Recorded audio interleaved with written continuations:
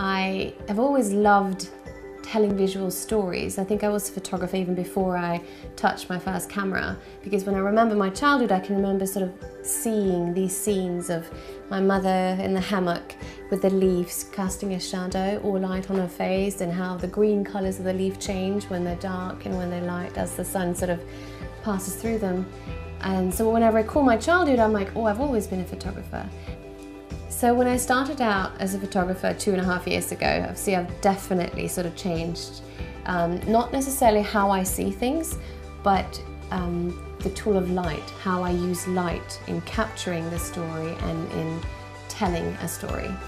In the beginning, I think when I had a phone scene, I wasn't quite sure what's the essence, where's the story, what's going on. And as I've done more work within capturing these stories,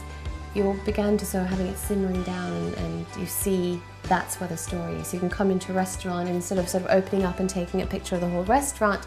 all of a sudden you're like, wait a second, it's actually the sound of the wine glasses, or the fireplace going, or the pizza oven, and then you start finding out what it is that you feel when you enter into that restaurant, and also how to capture it so you can tell that story.